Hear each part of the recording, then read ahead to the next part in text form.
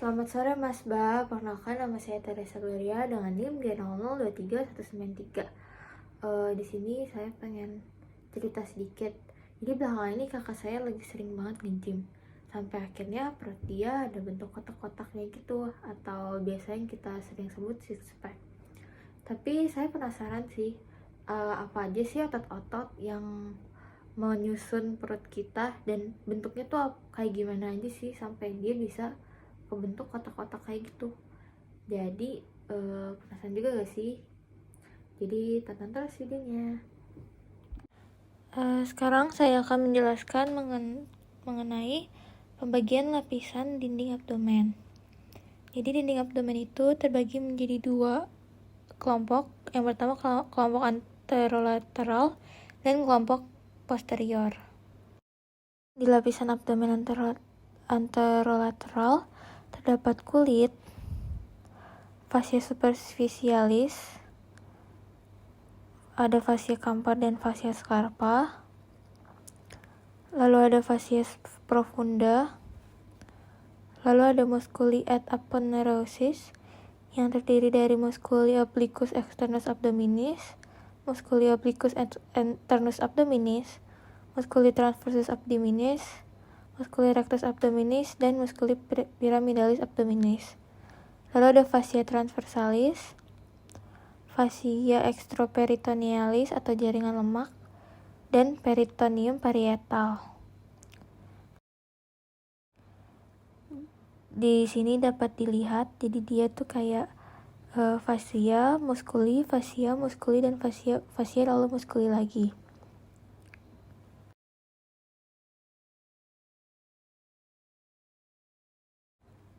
Di sini ada superficial fascia yang dilanjutkan oleh external oblique, lalu ada fascia intermediate, lalu ada internal obliquus musculi, lalu ada deep fascia yang dilanjutkan transversus abdominis dan dilanjutkan oleh fascia extraperitonealis. Selanjutnya lapisan abdomen posterior. Dia itu terdiri dari kulit, fascia superficialis dorsi, musculis yang terbagi menjadi beberapa lapisan. Yang lapisan pertama ada musculi latissimus dorsi. Di lapisan kedua ada musculi oblique externus abdominis, musculi erector spina, musculi longissimus dorsi, dan musculi serratus posterior inferior. Di lapisan ketiga ada musculi multifidus, musculi interspinalis, musculi obliquus internus abdominis. Lalu di lapisan keempat ada musculi quadratus lumborum, musculi iliopsoas, dan musculi transversus abdominis. Di sini dapat dilihat ada external oblique. Lalu di situ ada erector spina. Lalu yang di panjang ini ada quadratus lumborum. Dan di bawah sini bisa dilihat ada lapisan musculi external oblique, internal oblique, dan juga transversus abdominis. Lalu dia juga ada fascia extraperitonealis dan peritoneum parietal.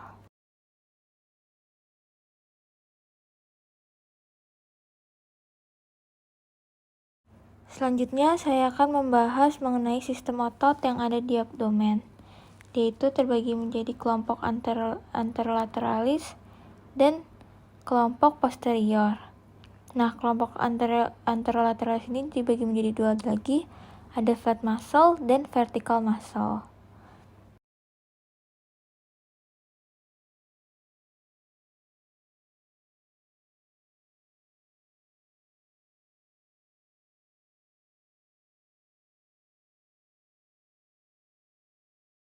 Di flat muscle yang pertama terdapat musculi obliquus externus abdominis.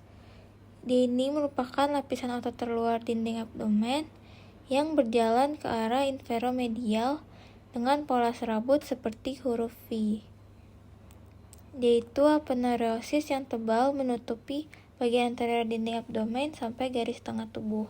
Terbentuk linea alba dari aponeurosis yang saling terjalin dan menebal ketika mendekati bagian tengah tubuh. Linea alba ini terbentang dari prosesus xiphoideus sampai symphysis pubica. Lalu batas bawah aponeurosis musculis obliquus abdominis ini dapat membentuk ligamentum inguinale dextra et sinistra. Aponeurosis ini berjalan dari sias sampai tuberculum pubicum dan melipat membentuk canalis inguinalis. Ligamen lain yang ada di muskul ini terdapat ligamen inguinale, ligamen lacunar, dan ligamen pectinat. Nah, di sini dapat dilihat bentuknya seperti V. Juga di tengahnya terdapat linea alba.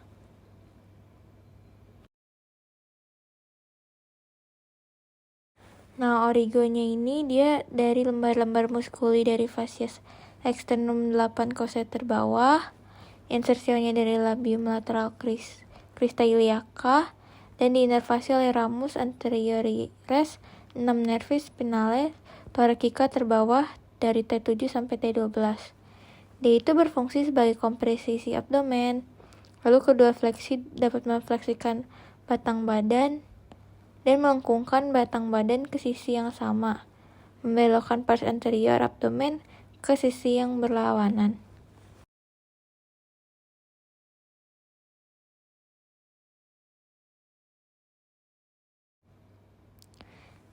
Ini di sini bisa dilihat dia batas dari di sias, dan ada ligamentum inguinale dan ligamentum lacunar yang tadi.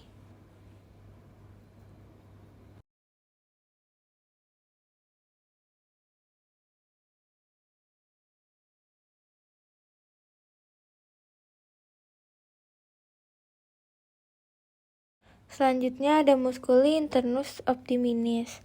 D ini merupakan lapisan otot kedua dinding abdomen. D itu berjalan ke arah superomedial, yang nanti pola serabutnya seperti huruf A. Bagian tengah aponeurosis ini menyatu dengan linea alba. Tuh bisa dilihat dia kayak huruf A gitu. Origonya dari fascia thoracolumbalis, crista iliaca antara origo obliquus externus abdominis dan transversus abdominis. Insersianya dari margo inferior 3-4 kosta terbawah, diinervasi oleh ramus anterior 6 nervis spinalis thoracica terbawah dari T7 sampai T12 dan lumbalis 1. Itu fungsinya untuk kompresi abdomen. Lalu kedua muskuli ini dapat memfleksikan batang badan, dan setiap muskulisnya dapat melengkungkan batang badan dan membelokkan pars anterior abdomen ke sisi yang sama.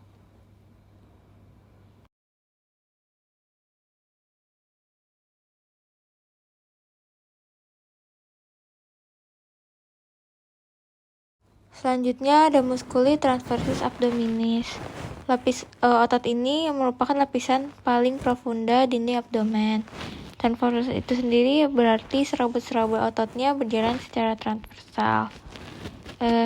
Serabut muskulis ini berakhir di anterior sebagai aponeurosis yang bercampur membentuk linea alba di garis tengah tubuh serta dapat membentuk falx inguinalis.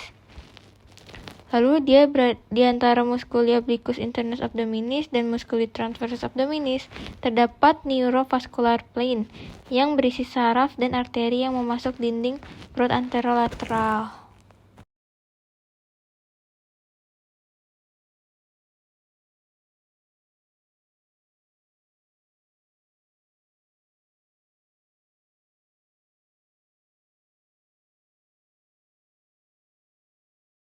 Di sini origonya itu dari fascia thoracolumbalis, labium medial cristialaca, lalu insersinya dari ujung aponeurosis di linea alba dan crista pubicum dan linea pectinea.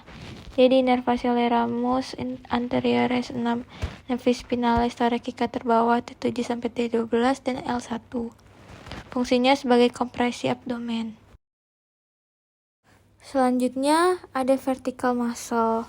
Itu ada dua kan tadi. Yang pertama ini musculi rectus abdominis. Itu berjalan secara vertikal pada dinding abdomen anterior dan berjumlah sepasang, di mana otot ini nanti dipisahkan oleh linea alba. Itu dibagi menjadi beberapa segmen oleh intersection tendon.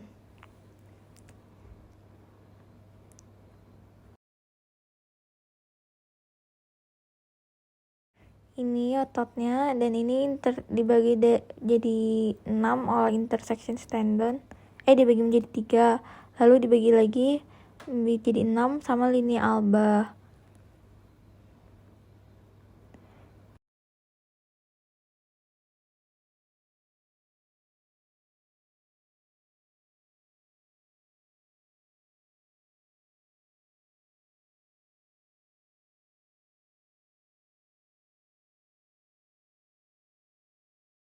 Itu origonya dari crista pubicum, tuberculum pubicum, dan symphysis pubica.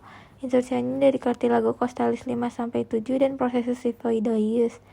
Dia diinervasi oleh ramus anterioris 6 nervis spinales, tarokica terbawah, T7-T12. Fungsinya itu untuk kompresi isi abdomen, fleksi kolumna vertebralis, dan menenggangkan dinding abdomen.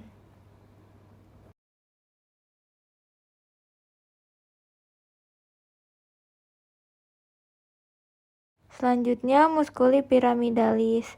Itu berbentuk triangular dan sangat kecil. Lalu fun fact-nya 20% orang tidak mempunyai otot ini. Dia ini terletak di depan musculi rectus abdominis dan memiliki dasar di medial linea alba serta bersama dengan musculi rectus abdominis terdapat di dalam vagina musculi recti abdominis.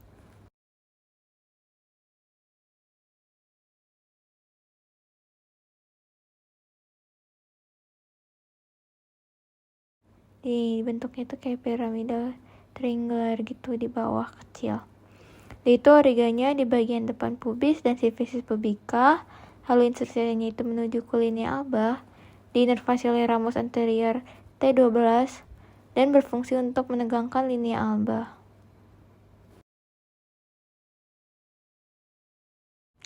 Nah, selanjutnya ini ada bagian otot abdomen posterior. Itu dibagi menjadi 4 lapisan. Lapisan pertama ada musculi latissimus dorsi. Lalu lapisan kedua ada musculi obliquus externus abdominis, musculi erector spina, dan musculi longissimus dorsi, dan musculi stratus posterior inferior. Ini bisa dilihat di gambar.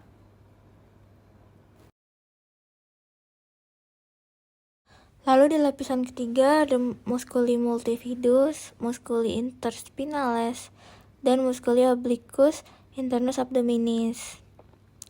Di lapisan keempat ada musculi quadratus lumborum, musculi iliopsoas, dan musculi transversus abdominis. Di gambar ini ada beberapa muskuli yang tidak terlihat. Jadi begitu anatomi abdomen, muskuli abdomen kita. Omong-omong, kemarin kakakku juga cerita kalau temennya itu abis ngangkat-ngangkat beban yang berat, dia kena turun bero atau secara medis kita sebut hemoroid. Nah, tapi penasaran gak sih kira-kira organ apa nih yang kena ketika seorang pasien datang dan dia didiagnosa hemoroid? Penasaran gak sih? Kita tonton videonya. Sekarang saya akan menjelaskan mengenai rectum proprium.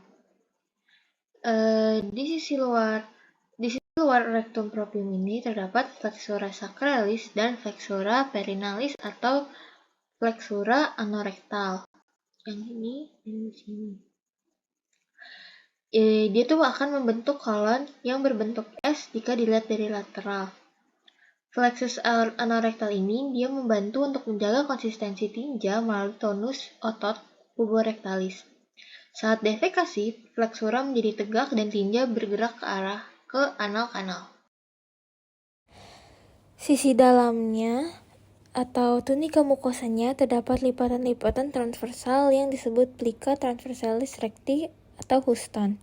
Di bawah lipatan ini, rektum mengalami dilatasi membentuk ampula recti, terletak langsung di atas dan didukung oleh diafragma pelvis dan ligamen anokococcygeal. Ampula recti ini memiliki kemampuan untuk berelaksasi karena fungsinya untuk menerima dan menahan akumulasi massa tinja sampai dikeluarkan saat buang air besar. Hal ini menjadikan ampula recti sebagai ligamen penting yang mempertahankan konsistensi tinja. Lalu terdapat zona transisi dari rektum ke kanalis yang ditandai oleh linea anorectalis atau anorectalis junction. Area ini dicirikan dengan adanya perubahan dari plica transversalis recti menjadi plica longitudinal anal canal. Selanjutnya, saya akan menjelaskan mengenai anatomi kanalis analis. Di kanalis analis ini terdapat segmen, struktur permukaan, dan otot-ototnya. Pertama-tama, kanalis analis ini adalah bagian terakhir dari intestinum crassum dan terletak di bagian minor pelvis. Selanjutnya ada beberapa segmen dari anus. Yang pertama, zona columnaris, yang terdiri dari lipatan longitudinal atau columna rectalis atau analis, atau yang biasa disebut juga Morgagni, yang dibentuk dari corpus cavernosum, yang epitelnya itu kolumner atau cuboid. Lalu ada pecten analis, yang merupakan epitel squamous kompleks dan keratinisasi yang menimbulkan zona putih di mukosa atau zona alba. Garis superior pada zona ini disebut linea pectinat, yang istilah medisnya linea dentata. Garis bergerigi mengikuti katup kanal. Pada bagian ini terdapat valvula anales. Lalu selanjutnya ada zona cutanea. Zona ini merupakan kulit eksternal yang dibatasi secara tidak konsisten oleh linea anocutanea. Lalu terdapat juga zona hemoroid, yang merupakan tempat yang memungkinkan terjadinya benjolan hemoroid yang terjadi akibat pelebaran vena hemoroidalis, dan dia dapat terjadi klinis internal hemoroid maupun eksternal hemoroid. Di gambar ini dapat dilihat segmen-segmennya. Yang tadi internal hemoroid itu dia terjadi di atas linea pectinat, sedangkan eksternal hemoroid itu terjadi di bawah linea pectinat.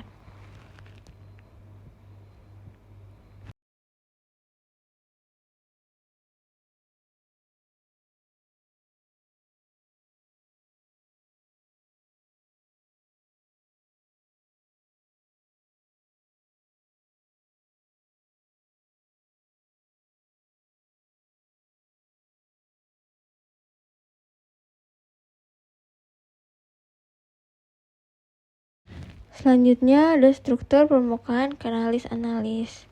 Yang pertama, dia terdapat kolumna rectalis atau analis yang merupakan 5-10 lipatan tunika mukosa longitudinal karena adanya anastomose arteri dan vena cabang-cabang dari pars intramuscularis arteri rectalis superior. Lalu dia ada valvula anales yang merupakan pelipatan mukosa yang menghubungkan tiap dua kolumna pada bagian kaudal. Lalu terdapat sinus rectalis yang merupakan cekungan di antara valvula anales. Nah, untuk bangunan-bangunannya ini bisa dilihat di gambar. Sinus rectalis ini yang dia tuh kayak cekungan dari lekukan otot-ototnya itu. Selanjutnya ada otot-otot dari analis kanalis. Itu di sini ada musculus sphincter ani internus yang merupakan otot polos. Lalu ada musculus corrugator ani yang juga otot polos. Musculus sphincter ani externus yang merupakan otot skelet dan musculi puborectalis yang merupakan otot skelet. Di sini bisa dilihat musculi ani externus itu terdapat 3 pars ya. Lalu selanjutnya saya akan menjelaskan mengenai neurovaskularisasi rektum dan anus. Yang pertama arterinya, yaitu pertama terdapat dari arteri mesenterica inferior yang nantinya membentuk cabang arteri rectalis superior, dan dari arteri iliaca interna yang nanti membentuk cabang arteri rectalis media dan arteri rectalis inferior.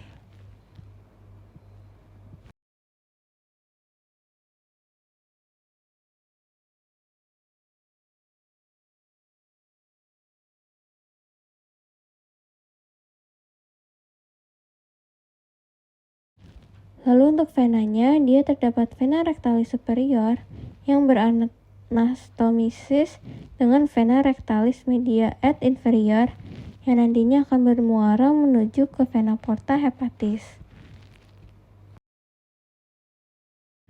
Untuk inervasinya, dia itu secara simpatis diinervasi oleh nervus planktolumbalis, dan untuk parasintasisnya itu oleh nervus planktinici pelvici.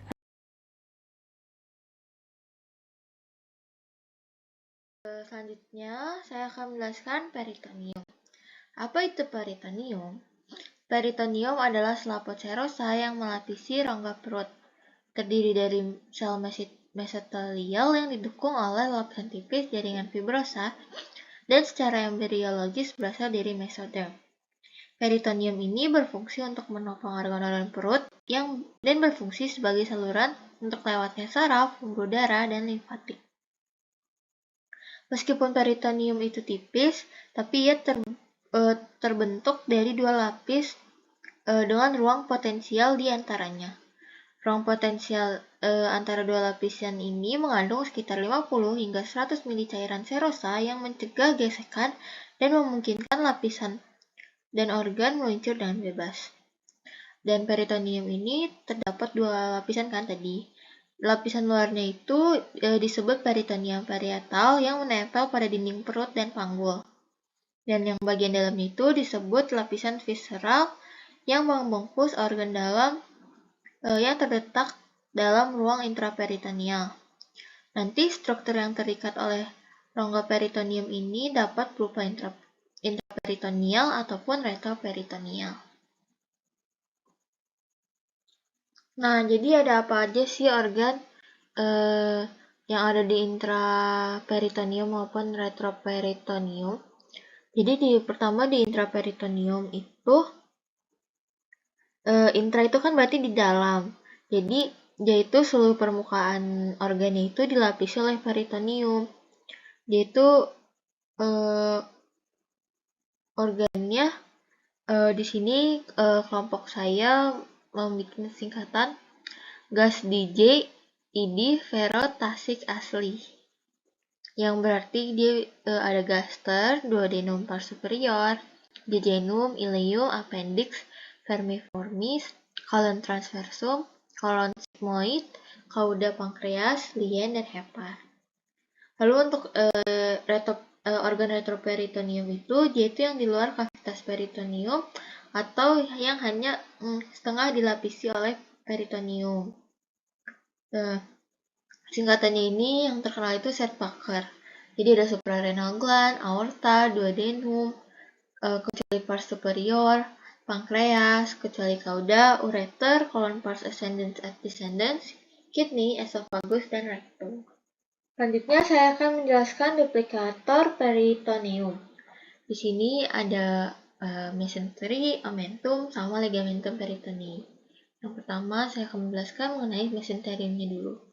Jadi mesenterium itu merupakan lipatan peritoneum yang melekatkan viscera ke dinding posterior abdomen. Nah, mesenterium ini terdiri dari 3. Yang pertama ada radix mesocolon transversum. yaitu suatu lipatan peritoneum yang menghubungkan kolon transversum dengan dinding posterior abdomen.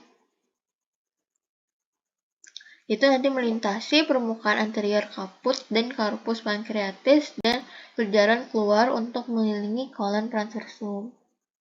Jadi di sini. Lalu yang kedua ada radix mesenterium.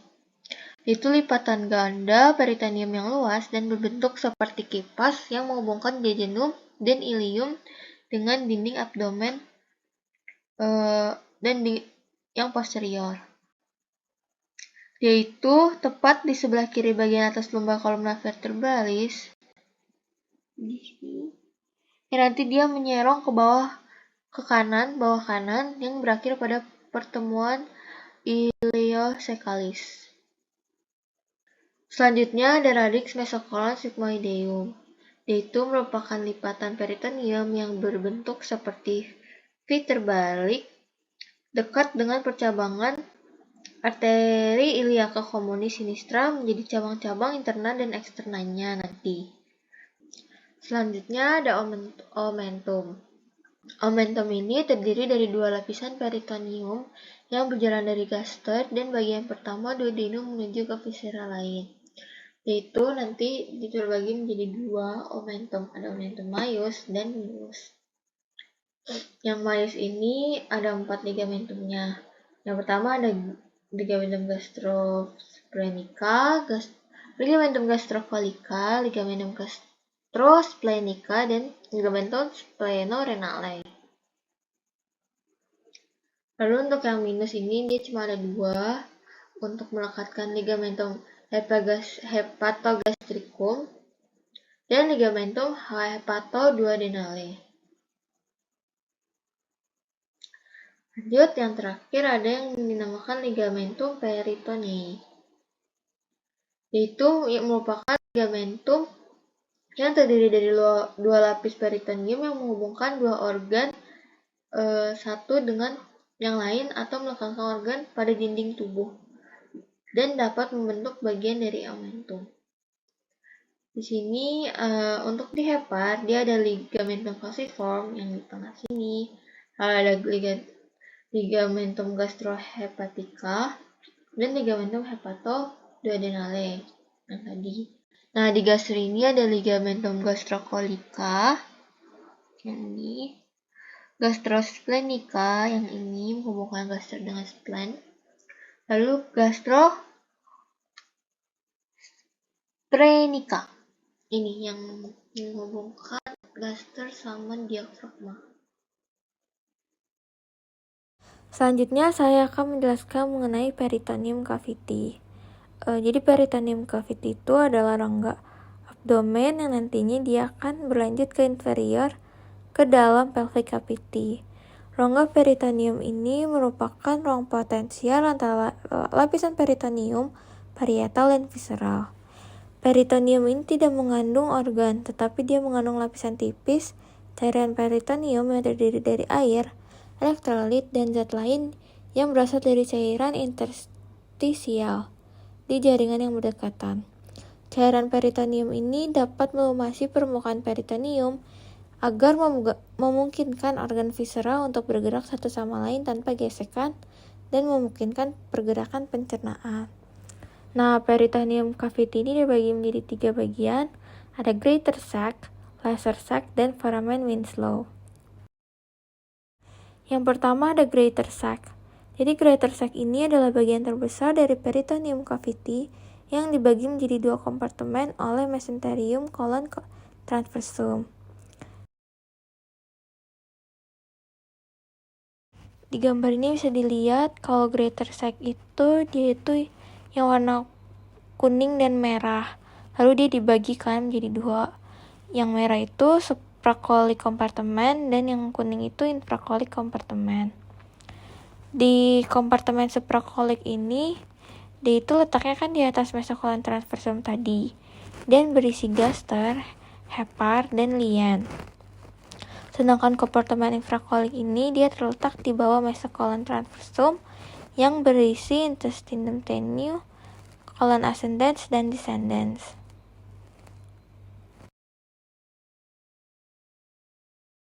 Selanjutnya ada laser sac. Laser sac ini terletak di posterior lambung dan omentum minus. Adanya laser sac itu dapat memungkinkan lambung untuk bergerak bebas melawan struktur posterior dan inferiornya. Lalu untuk foramen epiploica ini, itu merupakan omentum yang menghubungkan laser sac dengan greater sac. Ini yang saya buatin itu merupakan foramen epiploicanya.